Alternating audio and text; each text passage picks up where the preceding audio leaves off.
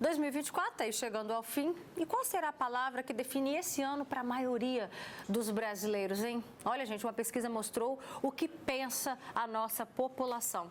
E adivinha? A palavra ansiedade foi a eleita. Isso mesmo, ansiedade. Também foi um dos termos mais pesquisados no Google. Aparecem ainda na lista resiliência e incerteza. E a gente sabe que o Brasil é hoje o quê? O país com o maior número de ansiosos do mundo. O problema afeta 66% da população. Só que menos da metade busca ajuda. Olha isso. E aí, você também sofreu com ansiedade esse ano? O que te deixou mais ansioso? Conta pra gente aqui no nosso WhatsApp. Eu vou ler seus comentários. Manda pra gente, porque aqui no nosso estúdio a gente vai começar agora um bate-papo muito interessante com a psicóloga Letícia Santana. Obrigada, Letícia, pela sua participação. Boa tarde. Boa tarde. E a gente também recebe aqui a Rose. Boa tarde, Rose. Boa tarde. Seja bem-vinda. Para você, a palavra que te definiu esse ano, Rose? Ansiedade, assim, faz parte, né, da minha rotina, mas esse ano eu busquei vencer essa ansiedade. E está conseguindo? Eu estou evitando coisas que me causam muita ansiedade e estou buscando vencer. Também busquei tratamento, né? E, graças a Deus, está amenizando. Eu sempre fui muito ansiosa. Desde muito nova, sempre fui muito ansiosa. Em que situações do dia a dia que você manifestava essa ansiedade? Como a gente assim, é dona do nosso próprio negócio, né? E também quando a gente é mãe, criança pequena, trabalha fora, tudo é toda aquela rotina diária. E também isso me desencadeou uma compulsividade para compras, a minha ansiedade. Desencadeou outras coisas assim que foi muito difícil vencer, mas graças a Deus, a gente busca sempre assim, aquilo que faz mal, a gente ir tirando da nossa vida. E tem que correr atrás, não é fácil vencer a ansiedade. Letícia, a gente está diante aí de uma pesquisa preocupante, né? Essa informação que a gente acaba de ler, de trazer aqui para debater, né? A ansiedade já foi colocada como o mal do século, né? E o Brasil, ele encabeça aí a lista de países mais ansiosos do mundo. Por outro lado, a pesquisa nos mostra que as pessoas têm buscado informação também, né, Roberta? Como a ansiedade hoje está aí no top 1 da lista dos mais procurados, a gente também parte do pressuposto que as pessoas também estão buscando ajuda, estão buscando respostas para essas inquietações. Né? Agora, de que sentimento que a gente está falando, para ser bem claro para o pessoal de casa, porque às vezes vem algumas sensações e as pessoas não conseguem, demoram a entender o que de fato está acontecendo. O que é essa ansiedade que a gente precisa hoje entender como o mal do século? Ótima pergunta. Assim, primeiro a gente precisa partir do pressuposto que a ansiedade é uma resposta natural do nosso corpo a condições de perigo, instabilidade, enfim. E aí o nosso corpo responde organicamente falando, para nos ajudar a enfrentar esse perigo.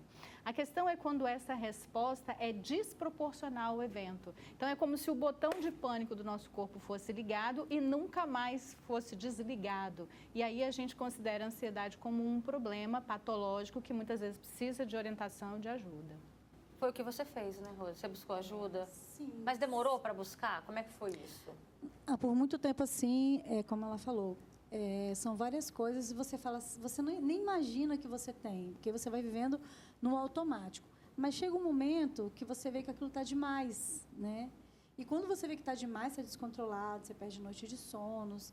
E a nossa rotina, ela é muito puxada, né? Eu acho que hoje em dia nós vivemos, tudo muito acelerado e o pensamento não para. Ligou o botão, onde que desliga? Onde?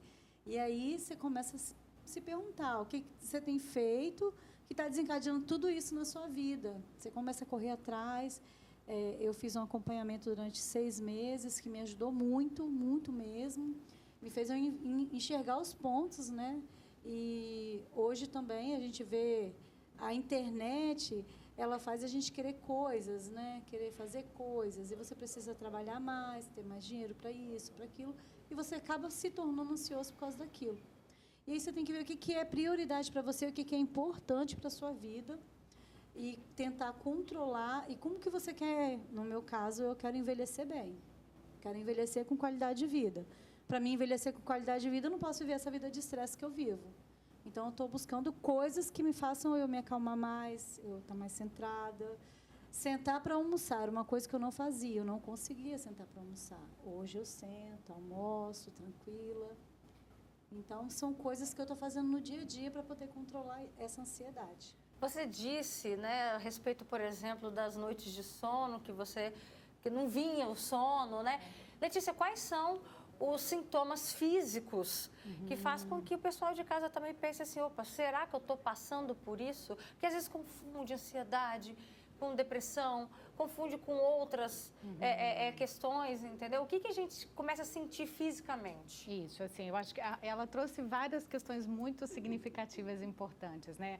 Mas a gente precisa ficar atento realmente aos nossos sintomas, não só físicos, como mentais.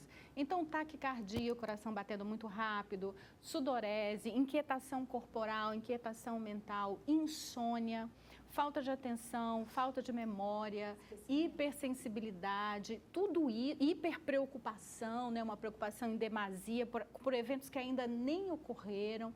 Tudo isso está relacionado à ansiedade. Só que é importante a gente pensar também que esses sintomas físicos também podem ser decorrentes de algumas doenças também de ordem cardiológica, hormonal. Então, é muito importante que a gente não negligencie os sintomas do nosso corpo. Vá procurar ajuda médica, ajuda psicológica, para que esse profissional te ajude a enxergar esses sintomas. Não dá para a gente normalizar o desconforto, deixar para lá. Ela falou uma palavra muito importante que é o piloto automático. Ligar o piloto automático e naturalizar o desconforto como se isso fosse uma vida moderna, vamos dizer assim, né? É, porque por outro lado, a gente também ouve o tempo inteiro que, precisa se adaptar. A vida está corrida, a vida está isso, está aquilo. O mercado de trabalho também precisa de pessoas que se adaptam e a gente vai só tentando se adaptar. E quando a gente se dá conta, opa, peraí. Né? Aí a gente acende a luzinha vermelha ali no painel, né? Vamos ler aqui alguns comentários que já chegaram pra gente aqui no nosso WhatsApp. Não para de chegar, tá chegando mais, olha. Tem gente dizendo aqui, boa tarde, a minha filha de 13 anos passou por isso, tive que sair do trabalho para cuidar dela. Hoje, graças a Deus, ela tá bem. O pior que na minha família todos têm.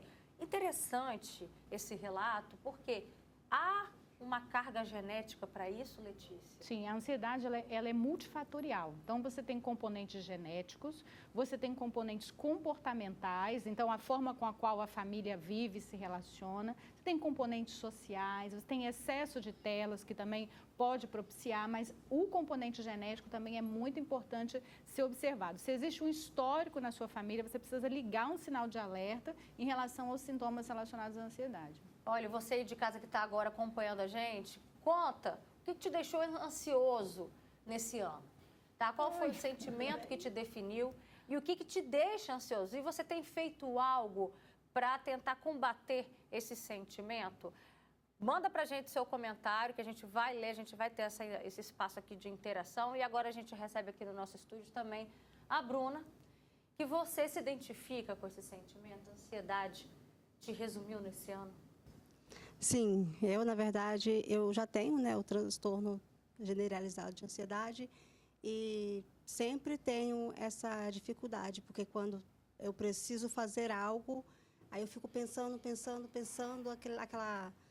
aquele sentimento me consome, né? Então, eu fico com aquela ansiedade, eu não consigo fazer mais nada pensando naquilo que eu vou realizar posteriormente. Letícia, interessante esse relato da Bruna, porque até que ponto essa ansiedade ela é benéfica, porque ela também se prepara para algo que ela vai fazer, e quando, a partir de que momento que ela se torna prejudicial à saúde? Sim, Bruna. Sim. A Bruna falou algo assim que às vezes do senso comum, mas é um indicativo, assim, não conseguir fazer mais nada. Quando você percebe que esse aceleramento mental se torna disfuncional e você começa a ter prejuízos de ordem social, laboral, pessoal, você não consegue sair de casa, se relacionar ou explode com muita facilidade, isso é um grande sinal de alerta para que você comece a procurar ajuda e possivelmente essa ansiedade saiu de uma resposta natural e já está entrando ali num limiar de possível transtorno. Olha só, tem mais comentários, tem gente que diz, boa tarde, Roberta, eu estou vivendo um caso de ansiedade com a minha mãe, ela tem 72 anos e desde o meio do ano para cá ela começa com uma crise de ansiedade e pânico e está muito complicado conviver com essa situação, preciso de ajuda, preciso de um psicólogo e nos postos de saúde a demanda é complicada, demora muito, né? É um desabafo aqui que a pessoa faz e ainda mais tratando de uma pessoa idosa e uma pessoa que às vezes não tem preparo para isso, porque não tem, a gente está aqui, ó, trocando pneu com o carro andando.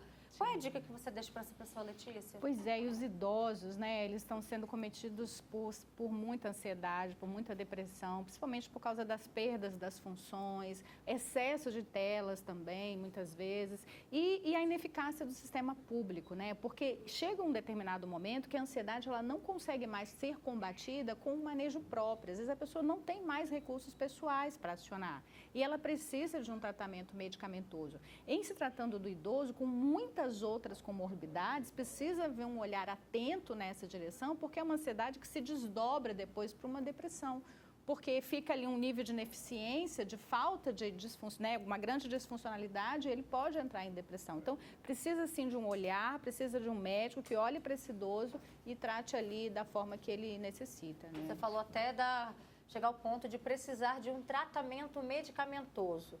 E aí a gente procurou o doutor Rafael, que ele é psiquiatra, o doutor Rafael Mazini, gente. Ele enviou um vídeo para a gente falando sobre os sintomas da ansiedade e quando a gente deve buscar ajuda. Olha só.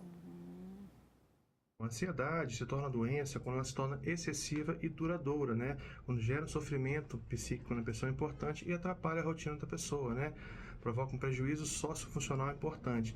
Aí a gente tem que ligar o alerta e procurar ajuda. É fundamental a busca por ajudas complementares e a terapia com psicólogo é fundamental e o tratamento precoce é mais fundamental ainda, né? A gente tem que ficar de olho e procurar o psiquiatra em 3 situações distintas importantes.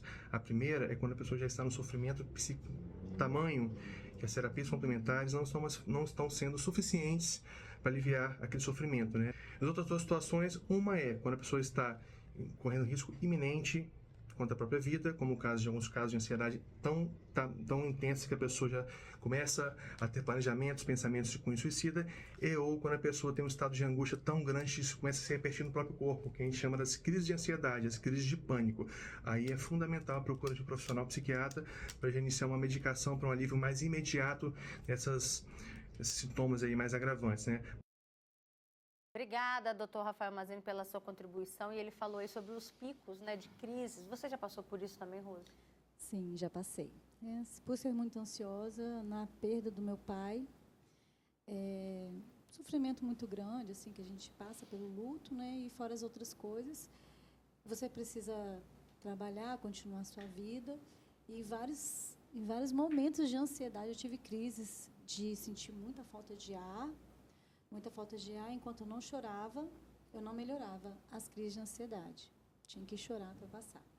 E depois vida que segue, e continuava vivendo. E duravam mais ou menos quanto tempo? Qual é o período? Eu já amanhecia daquele jeito, assim, já não amanhecia bem, muita zonzeira, sentia muita zonzeira, e depois eu ia só aumentando, até chegar o momento que aquela falta de ar vinha, aquela sensação ruim, falta de ar, e aí vinha aquele choro para descarregar aquilo que eu estava sentindo. E aí eu melhorava. E aí passava. Logo em seguida da perda dele, eu tive crises assim, muito seguidas, uma atrás da outra. Depois foi passando de mês em mês, depois foi até que sumiu. E você, Bruna, já teve crises também? Sim, eu já tive crise, inclusive, de ter que ir para o hospital psiquiátrico, né? Porque me dava crises e eu não sabia o que estava sentindo, me dava falta de ar. E eu não conseguia, parecia que estava quase infartando.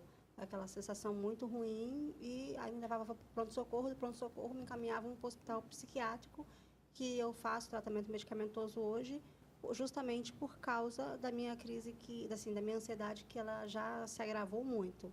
E fora as manchas, né? Aparecem umas manchas roxas também no meu corpo, que não dói nem nada, e é quando a minha ansiedade está muito atacada, que sai umas manchas roxas pelo meu corpo. Eu vi você concordando também. Acontece com vocês também, direto, manchas também? Eu não sabia não, mas também, nas pernas. Nas pernas. Olha só, tem uma pessoa, a Juliana Pimentel, Letícia, ela toca nesse ponto, nesse assunto. Ela diz, boa tarde, eu sou muito ansiosa, já me deu crise de ansiedade uma vez e eu não consigo me controlar. O que eu devo fazer? A Rose usou a estratégia do choro. E o que a Juliana, o que ela pode fazer durante uma crise? É assim, cada caso é um caso, mas é muito importante que a gente considere que a crise de ansiedade é o máximo, né, o ápice de um momento ali ansioso, e é o que fica mais evidente, é o que paralisa, é o que desnorteia. E que tem uma semelhança muito grande com o infarto, e aí muitas pessoas, né, de forma correta, vão buscar ajuda, vão para o pronto-socorro, e realmente precisam fazer isso. Se é o primeiro episódio, você desconhece, você não tem esse histórico, você precisa descartar as questões de ordem biológica, mas se historicamente você já passa por isso, você é uma pessoa que tem o transtorno de ansiedade, que passa por crises, você precisa estar em acompanhamento, tanto psicológico quanto psiquiátrico. Mas uma coisa muito importante que vale a pena a gente ressaltar aqui é que a crise, ela tem início, ela tem meio, ela tem fim. Ninguém morre de crise de ansiedade. Apesar da sensação ser de morte, e isso traz o desespero, ninguém morre de crise de ansiedade. Você pode morrer de outras comorbidades, mas da crise não. Então, na terapia, o que é aprendido é estratégias de autorregulação. A Rose aprendeu que é o choro, não necessariamente seja uma regra, porque tem pessoas que têm dificuldade de chorar. Você pode ali buscar uma forma de meditar, você pode buscar uma forma de tirar a atenção daquela crise, ligar uma música e buscando estratégias de autorregulação, entendendo sempre que você não vai morrer da crise. Ela tem início, meio e fim. Então, se você está com alguém, peça que essa pessoa esteja junto com você, te acolha, respire junto com você. Então, se alguém está junto de uma pessoa que está com uma crise de ansiedade, chama ela para junto, respira junto com ela, fica junto, porque essa crise ali ela tem um prazo de validade. Ó, a gente vai ver agora o depoimento do Gabriel Júnior, o chefe que está sempre com a gente aqui no programa, super querido, e ele também sofre com ansiedade. Roda aí. A ansiedade ela começou a aparecer, a surgir com o meu trabalho, com o excesso de trabalho, com as demandas, a preocupação excessiva que cria para entregar uns eventos, né, comprometimento, e você começa a se cobrar demais. Daí aquilo vai virando uma bola de neve, a ansiedade, né, vai começando a te consumir no pessoal, você, até no seu lazer, coisas que te relaxavam, que você gostava de fazer, você começa a ficar um pouco assim, agoniado com aquilo. A gente começa a se cobrar também, por que eu não falei isso, por que eu não fiz aquilo, fiz uma dieta para emagrecer, um relacionamento que não deu certo, você se suicidou demais, você começa a brigar também porque você não tem paciência com aquilo, e vai virando uma questão, e são gatilhos, né? Eu tô tentando buscar me cuidar, mas quem puder ter controle, que eu sei que é difícil ter controle, tentar, tá bom? Beijo, Roberta, beijo, pessoal do Fala, tchau pra vocês. Beijo, Gabriel, a gente tá morrendo de saudade, viu, meu amigo? Aí a Rose comentando aqui também nos nossos bastidores, ela quis pontuar, ela pediu para pontuar, e a gente sabe também da importância do suporte da família, Rose. Quando eles entendem e te apoiam, né? Porque às vezes a pessoa pensa que é besteira, você não tem controle, mas assim, quando eles veem que você realmente precisa de ajuda e te ajudam, assim, é muito importante ter esse apoio deles, né? E tentar fazer coisas que não te deixam ainda mais ansiosa ainda, pelo contrário, né? Te acalmem. Às vezes eu brinco assim, minha pressão vai subir. Bruna, você descobriu a forma que você consegue manter essa autorregulação no momento de crise, por exemplo? Então, eu ando com remédio na bolsa, porque quando me dá aquela falta de ar, quando eu começo a sentir os sintomas da ansiedade, eu tenho que colocar o remédio que é sublingual e a respiração, né? Separar, respirar e tentando, porque eu acho que é muito importante você tentar parar. É horrível, não consegue mesmo, só que você tem que tentar parar, porque a ansiedade é aquela correria, você pensa em um monte de coisa ao mesmo tempo. Então, se você conseguir parar e começar a respirar lentamente, você consegue se autorregular. Tem aqui mais comentários, tá, gente? Muita gente falando, eu sinto muita ansiedade, já tem uma semana que eu tô com dor no peito. Também tem outro comentário, eu tenho ansiedade, dei uma crise, fui para o médico e vivo cheia de roxo no corpo. Tenho muita ansiedade, me dá até coceira na mão, no couro cabeludo, olheiras, na nuca também. Enfim, a gente vê que, de fato, A população sofre com ansiedade, tanto que o Brasil é o país mais ansioso. E fica esse alerta, gente, porque as pessoas não buscam o tratamento, mas é preciso buscar. Você precisa se identificar no momento, né, que precisa de ajuda e tem que buscar tratamento. Eu agradeço a participação de vocês. Infelizmente, o nosso tempo acabou, mas acho que todas as dicas, tudo aquilo que a gente debateu aqui foi muito válido para os nossos telespectadores. Obrigada, tá, gente?